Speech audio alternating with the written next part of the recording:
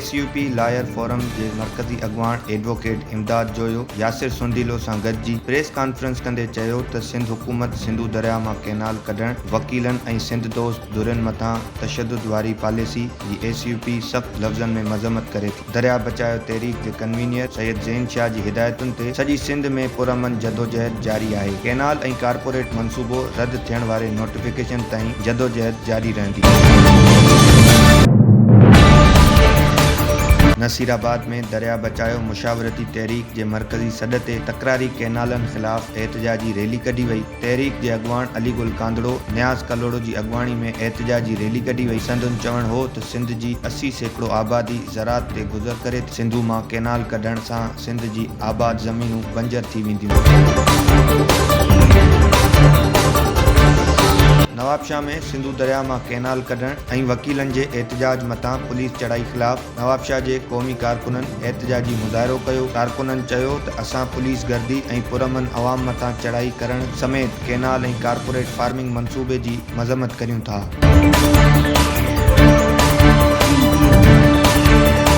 दादू district bar के वकीलन पारां सिंधु दरिया मथां कैनाल कढण कारपोरेट फार्मिंग पीका एक्ट ऐं 6वीं तरमीम खिलाफ़ डिस्ट्रिक्ट एंड सेशन अदालत जा पुलिस ऐं अवाम लाइ दर बंद कया विया। संदुन चवण हो सिंधुअ ते धाड़ो कंहिं बि सूरत क़बूल नाहे। ॿिए पासे SUP ज़िले दादू जे वकीलन पारां 6 तकरारी कैनालन खिलाफ़ प्रेस क्लब दादू आॾो एहतजाज पिणु कयो वियो। संदुन चवण हो त पुलिस मलीर ऐं कंदकोट में वकीलन जे पुरअमन धरणे ते तशद्दुद कयो आहे, जंहिंजी सख़्त लफ़्ज़नि में मज़म्मत कजे थी।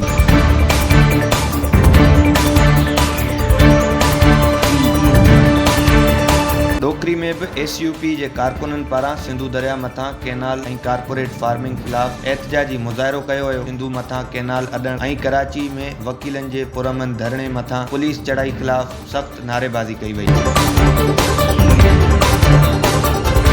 कंदकोट में भी SUP जे सॾ ते वकीलन मथां पुलिस चढ़ाई ऐं कैनाल मंसूबे ख़िलाफ़ मुज़ाहिरे बाद धरणो हयो वियो। धरणे सबबि ईंदड़ वेंदड़ रोडनि ते ट्रैफ़िक मुअतल थी वई। कारकुननि चयो त दरिया जी मालिकी लाइ सॼी सिंध जदोजहद जे मैदान ते आहे, जिन ख़िलाफ़ पुलिस कार्रवाइनि ज़रिए तशद्दुद करण में मसरूफ़ आहे। हुकूमत जे इन अमल जी सख़्त लफ़्ज़नि में मज़म्मत करियूं था।